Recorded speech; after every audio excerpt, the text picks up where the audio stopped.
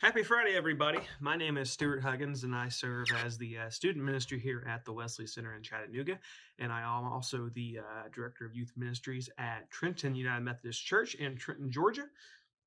And I jump over here and take over the daily Bible readings with the Wesley Center for Keith, our director here. And our daily Bible readings for today are Psalm 77, 1 through 2.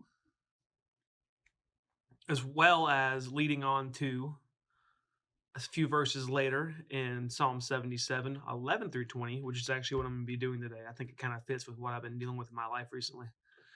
2 Kings 1, 1 through 12, Galatians 4, 8 through 20. So, as I was saying, this is Psalm 77, 11 through 20. Let's jump into it. But then I recall all you have done, O Lord. I remember your wonderful deeds of long ago. They are constantly in my thoughts. I cannot stop thinking about all your mighty works. O God, your ways are holy. Is there any God as mighty as you? You are the God of great wonders. You demonstrate your awesome power among the nations. By your strong arm, you redeem your people, the descendants of Jacob and Joseph. When the Red Sea saw you, O God, its waters looked and trembled. The sea quaked at its very depths. The clouds poured down rain. The thunder rumbled in the sky. Your arrows of lightning flashed. Your thunder roared from the whirlwind. The lightning lit up the world. The earth trembled and shook. Your road led through the sea. Your pathway through the mighty waters, a pathway no one knew was there. You led your people along the road like a flock of sheep, with Moses and Aaron as their shepherds. Let me fix the my setup here. There we go. That was bothering me. Anyways, so that just, as I shared earlier when I first got started, I'm a youth minister in the area, and I'm still pretty new to it. I'm still trying to figure out what works. I'm still trying to figure out how to make a group that's really, one group over here that is good friends, one group over here that's good friends, and these kids over here who really don't have friends in the youth group. How do I bring those three groups together into one for the glory of God's kingdom so they can grow together? Because if a youth minister doesn't do anything else, that is the one thing they need to do, in my opinion anyways, is bring a group together as Christ followers, as one group, not separate three groups or however many groups, one group, as essentially a big family.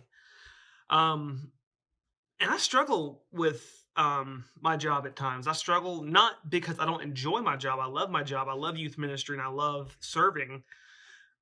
But I think I can speak for all ministers, preachers, whatever they are in any form of capacity in ministry. There are times when I just stare at my computer in my office and I have no idea what I'm doing. I realize that.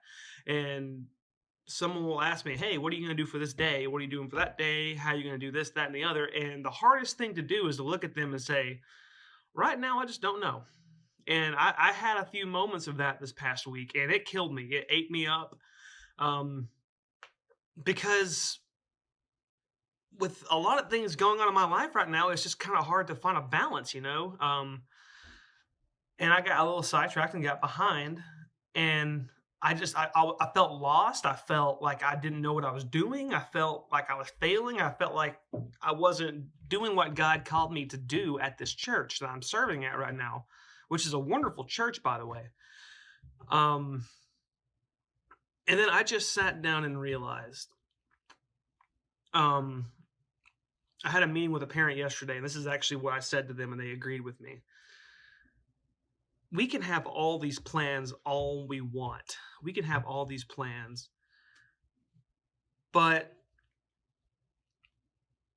at the end of the day, our plans aren't anything compared to what Christ has in store for us. And there are going to be times when we feel lost. There are going to be times when we don't know where we're going. And the bottom line is, just like parting the Red Sea, Moses and Aaron leading the Israelites like a flock of sheep, right? Through this road that opened up in a huge ocean, right? Of the Red Sea. If some argue it wasn't actually a sea, some argue it's a big lake, but whatever it was, that big body of water, and was able to walk across a dry path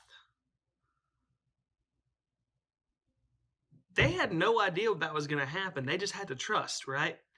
So at the end of the day, whenever I feel like I'm lost, whenever I feel like I'm at just this a path that I can't go down, there's no way I can go down it, it's impossible. Something always happens that makes me either open my eyes or it gives me a way forward that I didn't really expect to have. And that's another thing that I think every minister in the area or person in ministry in general can really relate with, because ministry and being a human being in general is all about learning and mistakes. You're going to make them. It's all about following the path that God set out for you. And even if you stray away from that path, you're going to get right. He's going to get you right back on it. All you have to do is trust in him, and it's going to work out. So that was a little bit longer of a video than I expected to have, but I hope you got something out of today's daily Bible reading. And I will see you guys next week, next Friday, with another daily Bible reading. Peace. Bye.